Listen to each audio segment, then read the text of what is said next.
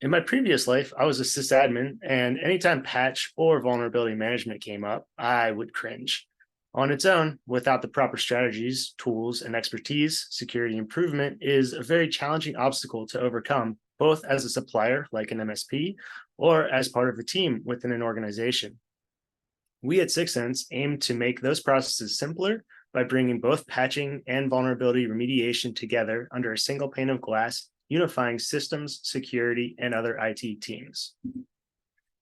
Why is this process so complicated? Recently, Syxsense assisted in the development of the State of Vulnerability Management report done by the Cybersecurity Insiders. The results were based on a comprehensive online global survey of 421 cybersecurity professionals conducted in June 2023. To gain a deep insight into the latest trends, key challenges, and solution preferences for vulnerability management. The respondents range from technical executives to managers and IT security practitioners, representing a balanced cross-section of organizations of varying sizes across multiple industries. If you'd like a copy of the report, please reach out to the individual who invited you today. What I want to call out from it here is that no matter what your current security strategy or posture you have in place today, you are not alone. What we at Syxsense do is help to improve that process or posture by holistically improving your environment, as staying ahead of threats and using best practices become more and more time-consuming and resource-intensive without the proper solution in place. So why are we here today? We're going to discuss the difference between patches and vulnerabilities, how Syxsense can help you achieve your goals, and what happens when patches or vulnerabilities go unaddressed. You can see here that 24% of the 421 professionals surveyed indicated a breach within their environment due to an unaddressed vulnerability. So how do we begin to address what is in our environment? We'll start with patch management, which primarily deals with the process of identifying, acquiring, testing, and applying patches to a software and/or systems. These patches generally take the form of software or system update packages, which can include, but not always, a security fix. It can also have feature improvements, compatibility updates, or bug fixes, just to name a few. The goal is to address known vulnerabilities so that your patch risk assessment is low or gets lowered over time. An important additional feature with Syxsense is a device inventory, so you know what devices are currently active within your environment. Patching is only half the battle. Vulnerability management encompasses a broader spectrum of activities, including the identification, assessment, prioritization, and mitigation of security vulnerabilities. This involves not only applying patches, but also implementing other measures to reduce the risk associated with vulnerabilities. This continues through the entire life cycle of the environment, including proactive measures such as vulnerability assessments and other means to identify potential weaknesses before they are exploited. One of the many hurdles that comes with management of both patches and vulnerabilities is they are generally handled by two different teams. Generally, the IT department, which includes systems and network administrators, handles the patching and vulnerability remediations. The information security team, generally overseen by the Chief Information Security Officer, or CISO, sets the security strategy and works across the organization to maintain implementation. This team usually includes security analysts and engineers who are tasked with identifying, evaluating, and mitigating vulnerabilities. As mentioned before, they collaborate with the patch management team to remediate vulnerabilities and bolster the organization's security defenses. As mentioned earlier, Syxsense makes this process easy by unifying patch management and vulnerability remediation under a single pane of glass. This allows for better coordination and collaboration among teams, reducing the likelihood of overlooking crucial patches or vulnerabilities. With automation and customization, we can help maintain an effective patch management strategy that can scale with your environment and reduce costs by bringing patch and vulnerability management under one solution. Now, let's see how Syxsense can put those words into action. But first, here's some quick contact information.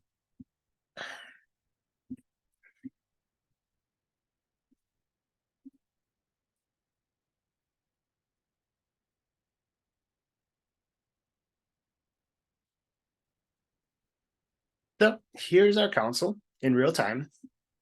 And you can see just by logging in, the first thing you see, you can get information returned to you about your environment and what it looks like.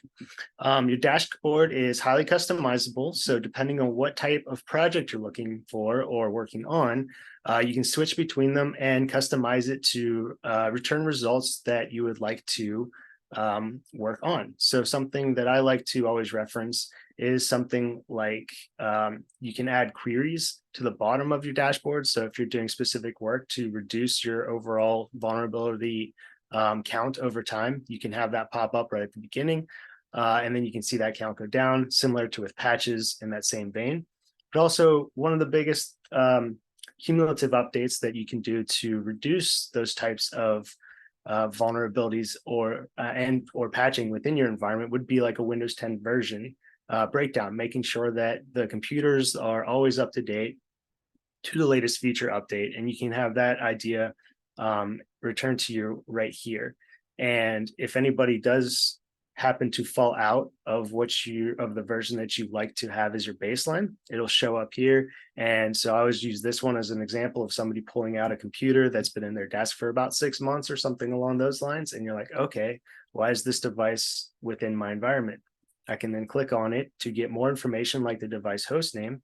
And maybe that gives me the information I need about whose it is, but even go a step further into that device and I can start patching it immediately, or again, get more information about that device and then start improving it and again, making my environment more secure.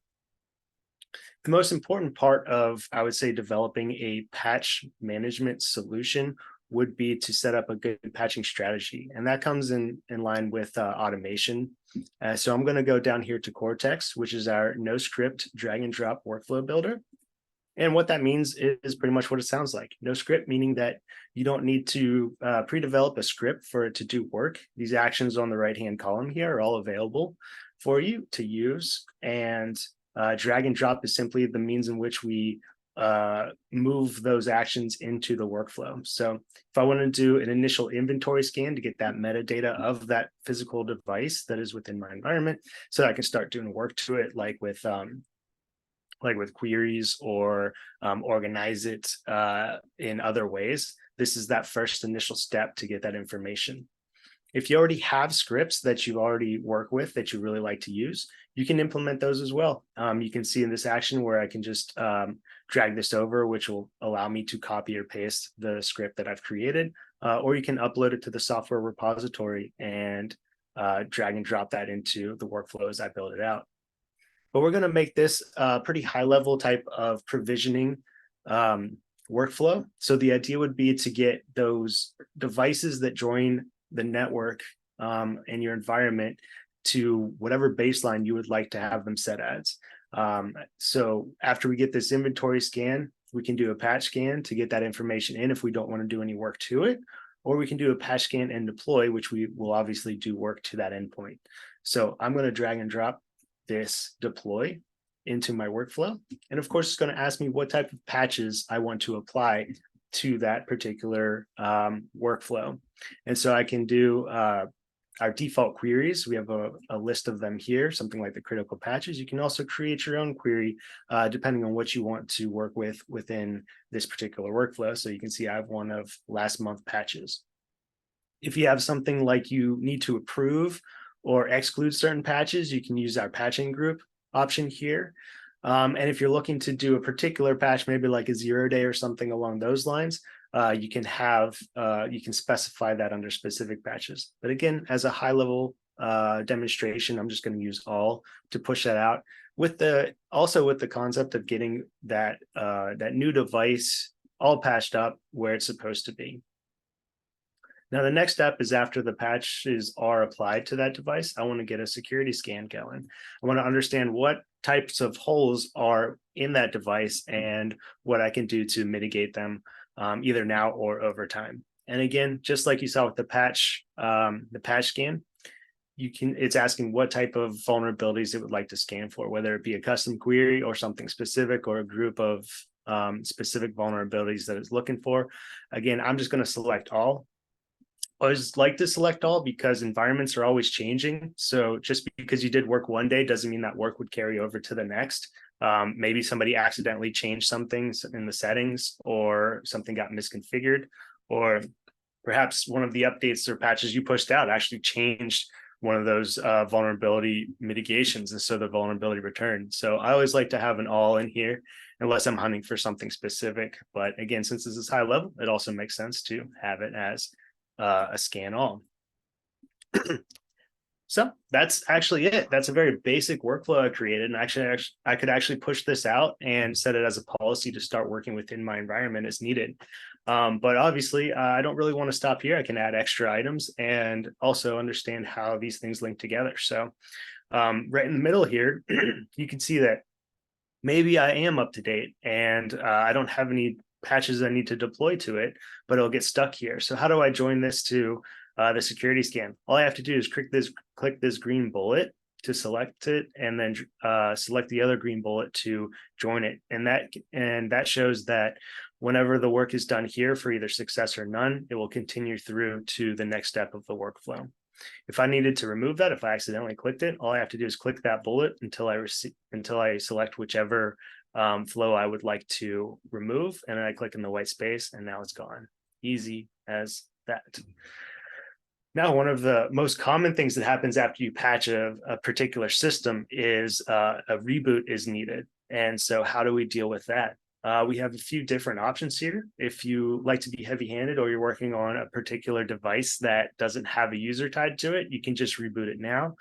Or there's this option to reboot with a custom UI prompt. So I'm going to add that to the end here. And you can see it returns what a specific message is you would like to add to it, just so the user knows who it's coming from, as well as the company logo. And here are some timers and other checkboxes, which you can customize however you'd like the user to see it. And once it's all said and done, you can click the preview button, and this is what will be shown to the user whenever it pops up. So they'll know what to do whenever that work is going to be done to that device. So with that same idea, maybe you're doing certain patching or vulnerability remediation to, let's say, a server or an executive's computer, and you need some type of approval or something along those lines. We do have an option which is called email approval, which does just that. And so with this, you can add in your domain, and with that, we'll just do user@domain.com for the time being. And so you can use this variable that's shown right here. I'm just going to type in device name for now. And so what this will do is it'll return the host name of the device in which it's doing the work against. And so what will happen is you or whoever that user is that you're indicating within that email will receive an email saying that endpoint 1, device 1, server 1, what have you, needs to do work. And then you can explain that out within the email body, and then you can just approve it to move forward within the workflow. But since we have it at the end of the workflow, we need to move it to the front. So how do we do that? Just like I showed you before, you just click on that bullet to remove that link, and then you drag and drop it to the front. And now on approval, I can now go into the beginning of my workflow, and now the work can get going. And with that same idea in mind, we also have a send an email for anything that might fail. So if the patch, scan, and deploy fails, you can add an email in here, which maybe sends a ticket to your ticketing system at domain.com.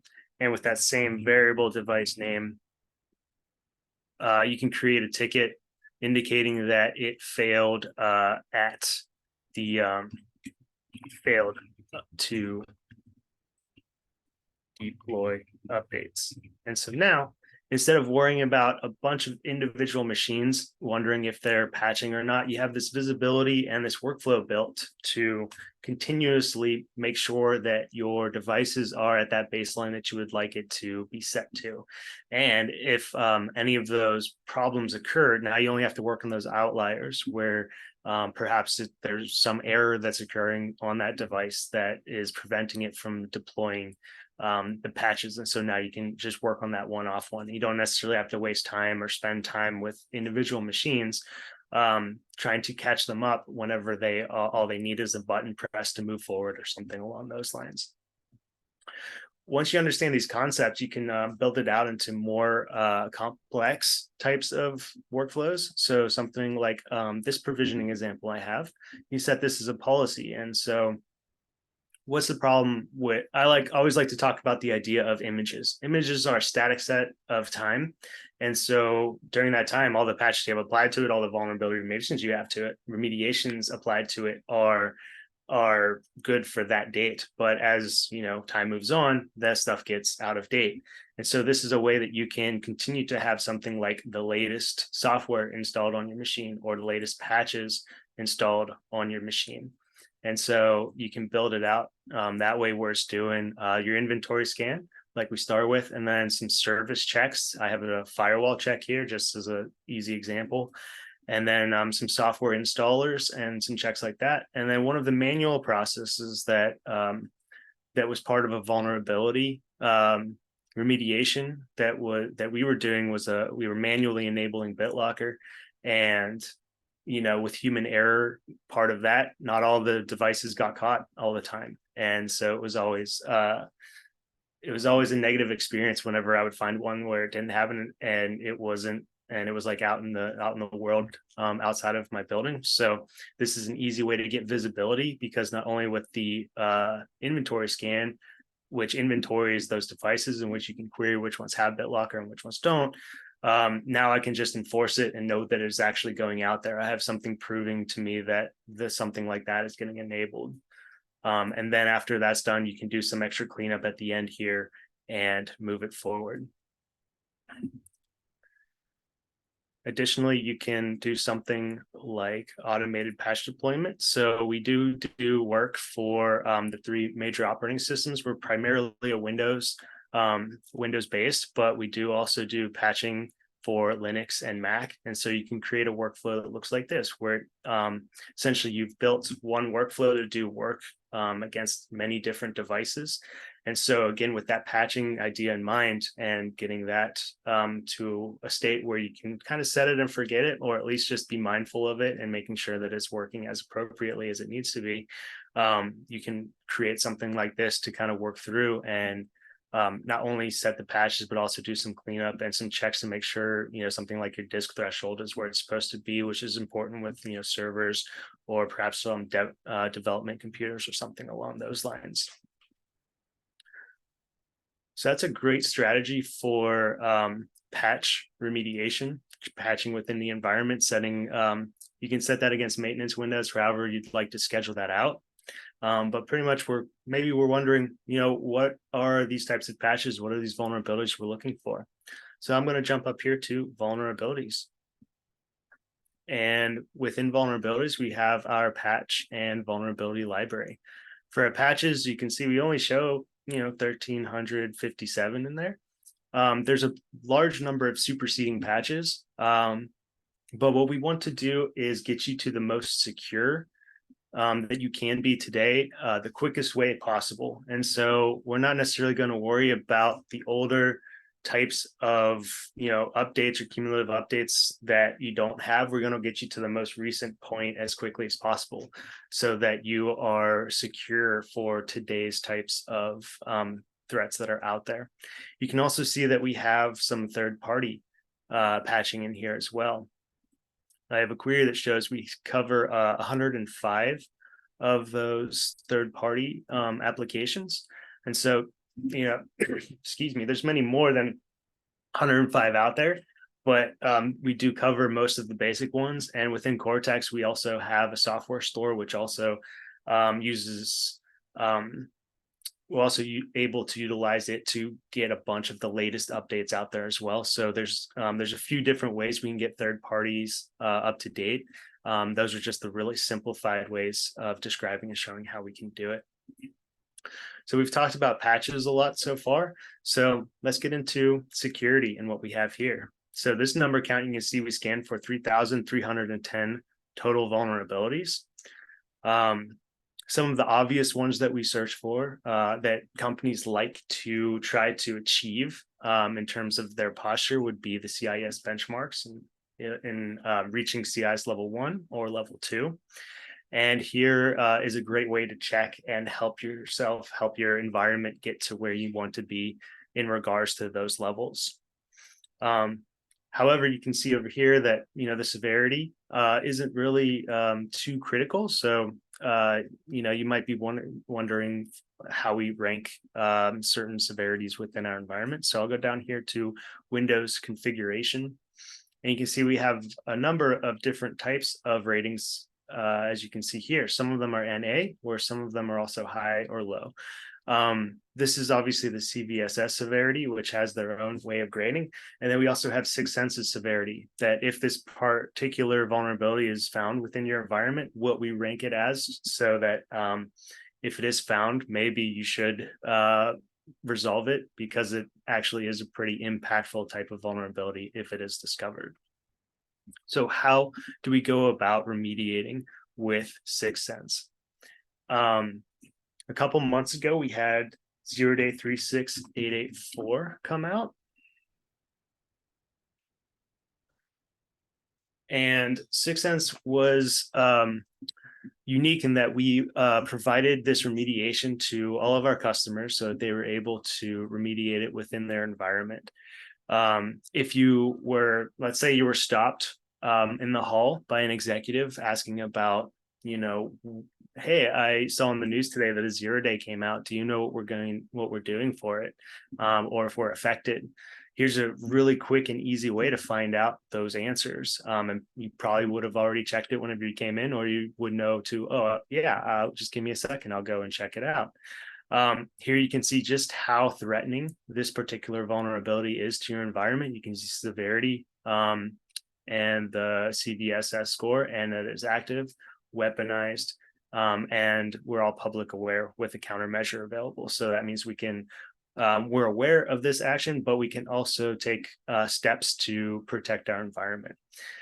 With that in mind, what devices do we have to start looking into to do work to? You can see listed down here, I have 25 devices with that vulnerability in which I have to remediate. I have 2 that I have not yet checked, and 1 that is already secure, whether it's already patched or it's not required for that particular device. So once I've done that scan, which we've done in Cortex already, in order to fix this issue, I can click down here to resolution workflow. And now that we've already kind of went through Cortex, hopefully this page makes a little bit more sense to you in terms of what actions are taking place here. Essentially, we're doing a pre-check and a post-check, making sure that this particular vulnerability is still relative to that endpoint. And so this would say, please do the work to this device, and this would say the work is done, so you can remove it from that type of the inventory scan for it. And then this is the actual work that's being done to that endpoint. And so within here, you can see the actual work that's being completed. Our content team came up with this 176 lines of codes so that you don't have to. We have this remediation in place to save you time and effort, and also join your teams together so that you can understand what type of work is being done within your environment, and you can then approve it. And again, since it's Cortex, you can add these other actions if you would like, and then you can save, which would approve that workflow to then be usable within your environment. So once you've saved it, you can go back up here to summary. And if everything's approved and we're ready to push this out, all I have to do is fix security issues. And now you can see all the devices that have that particular vulnerability are listed here, and what type of vulnerability is being remediated is over here. And this is also the time and how often you want to repeat it. But all I would have to do is click run now in order to push that into my environment, and that work will be done, and I'll be able to get a return of the devices that were able to be completed with that work against it. So this would be kind of like an ad hoc task. You can also create a Cortex workflow referencing that security resolution, so that you can build a continuous workflow so that if this particular vulnerability comes back in the future, you can have it self-heal in terms of performing the remediation at that time again, so that if a configuration changes, it will just automatically remediate it, so you don't necessarily have to worry as much about that particular hole being exploited. If you need more information about what work is being done with this particular vulnerability, you can click on this link, which takes you to our content base, which has a description of the vulnerabilities that are within our vulnerability library. You see the name is up here with an overview and description of what it is, then the impact of that particular vulnerability if it were to be exploited within your environment, and the solution. So this is the work that you would have to do if you only had a scanner. They would detect this type of vulnerability in your environment. Maybe they'll give you this answer or show you where to go in order to find the information to do the repair within your environment. But again, Syxsense, what sets us apart from just the vulnerability scanner is that we do this work for you so that you don't have to. And again, you have a single pane of glass to look for that type of resolution, so you don't have to necessarily bounce between different resources with your teams. Your IT security team could just send this particular remediation information to your your systems administrator or your network team or your IT manager for this type of remediation, saying, hey, this is the fix that we'd like to implement. Here's how we'll do it. Yes or no, kind of a thing. So it just makes life a lot easier because it's all everybody's looking at the same thing. So once you start doing this work, maybe you want to get reporting to make sure that the work is being done, and you want to justify that the work you're doing is being effective. There are two important reports that I like to reference, which are risk assessments. So I'll just search for risk assessment, and you see we have patch risk assessment and vulnerability risk assessment. So if I were to run the security patch risk assessment, you can see that this report shows that I have a very low patch risk assessment. So what that means is that my patching strategy is very effective. My devices are mostly up to date, and they are continuously up to date. So the actions that I'm taking here are very positive. And so that's a very good strategy that's been implemented. So you might think, again, with just patching mindset, that I can go home, my life, my environment is secure, I'm all patched up, and so I must be safe, right? Well, so that's where the security vulnerability risk assessment comes into play. The patch risk assessment is essentially setting you up for that baseline that the manufacturers or developers kind of have for the known vulnerabilities that they are aware of, and the patches indicate the fixes and repairs that they were able to perform within their software. But it's always this kind of unknowns that kind of pop up, and that's where the vulnerabilities come up. And now, once I run the vulnerability risk assessment, you can see it paints a little bit of a different picture. You can see that I have 6 critical and 88 high vulnerabilities within my environment. And so the idea here would be that this isn't necessarily the worst thing. I mean, unless the particular critical ones are really bad. But the idea is that, okay, we've now quantified, we've established this idea of security within our environment. We have these numbers of actionable items that we can that we now have control over to remediate. So now over time, the idea would be to get this graph lower and lower, so that, for now, yes, we have 6 critical, but maybe the plan would be to get, 5 critical by next week or next month or something like that. So during auditing or something, you can use this type of report to show the improvement over time, where you are and where you were, and then you can use that trend as to where you're going to either keep a very successful strategy or to show improvement that you are continuously improving your environment. Similar to, redirecting your resources with that mindset as well, depending on how you have your inventory, your devices set up, you can also show which areas, which departments, or which particular sites might be more problematic than other, that might need more attention. And so you can see here, I've developed my my grouping by departments, and you can see that perhaps I would need to put more emphasis on my engineers because they have more vulnerabilities found within their environment.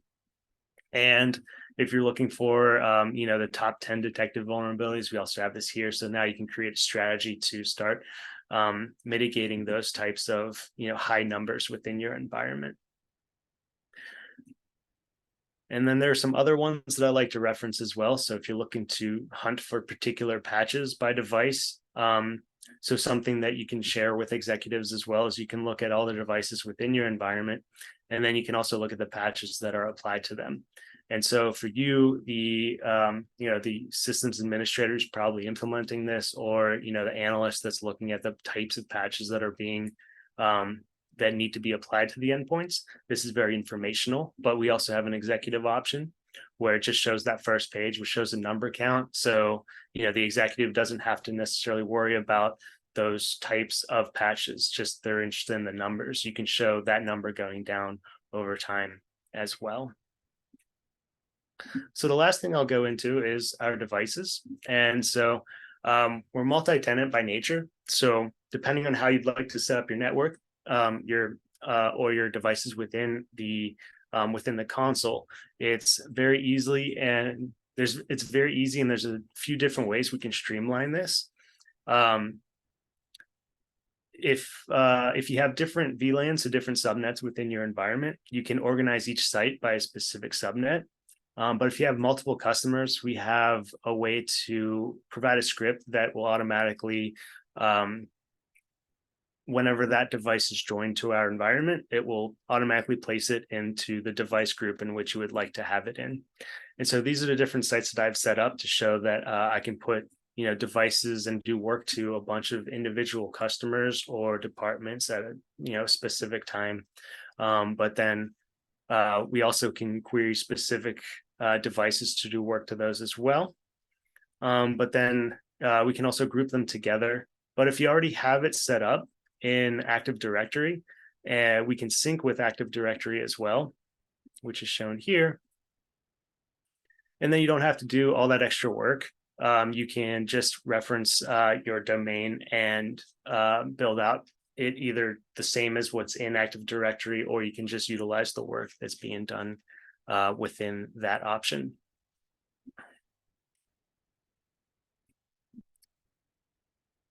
And with that, that is the end of my presentation. So I'll hand it back to the team to finish up our webinar, and thank you for listening, and thank you for your time.